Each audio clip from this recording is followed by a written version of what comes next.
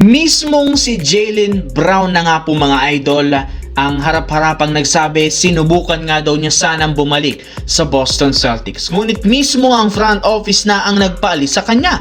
Sa kabila ng ginawa nito sa kanilang prangkisa kagaya ng pagkuha ng kampeonato, mas pinili pa rin naman ng team na i-trade siya papunta sa Philadelphia 76ers. Kaya hindi na nga nakapagtataka kung merong mang sama ng loob si Jaylen Brown sa Boston. Though excited siyang maglaro sa 76ers at mas excited pa rin naman siyang makatapat next season ang kanyang dating team.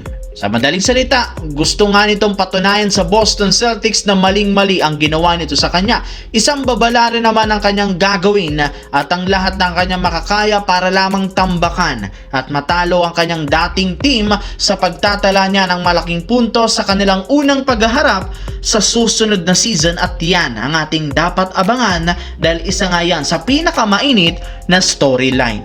Samantala, dito naman tayo. Sa pagkawala ni DeAndre Ayton sa lineup ng Los Angeles Lakers, meron na lang naman nga sila ngayong isang starting center na si Walker Kessler, which is hindi sapat sa kanilang magiging kampanya. Kaya ang sunod na plano ni Rob Pelinka, kumuha ng bagong sentrong may pangpapalit kay DeAndre Ayton. And this time, kukuha sila ng mga bagong big man na available sa trade market o free agency. Sa parte ng Lakers, mas madali para sa kanila na kumuha ng free agent big man. Napakaraming sentro na available sa market bilang isang free agent na kumukuha lamang ng veteran contract. At kabilang sa mga sentrong target nila, si Kevon Looney, Jonas Valanciunas o di kaya si Nick Richards na siyang sentro na available sa ngayon.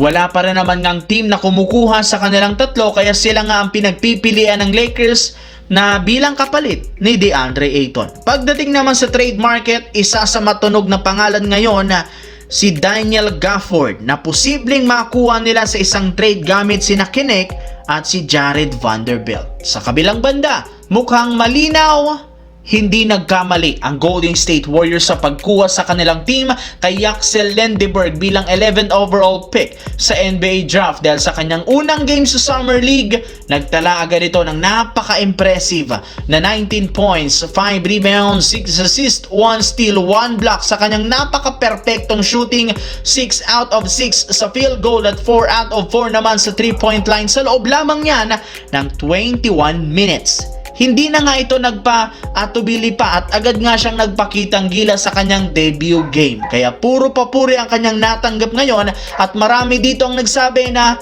syempre bagay nga talaga ang playing style ni Axel Lendeberg sa Golden State dahil bukod sa pagiging dominante sa ilalim, napaka-reliable rin ang kanyang shooting. May ilang mga nakapansin na halos magkaparehas nga sila ng shooting ng kanilang dating superstar na si Klay Thompson. Kaya inaasahan na gaganda pa ang performance nito sa mga susunod nilang laro.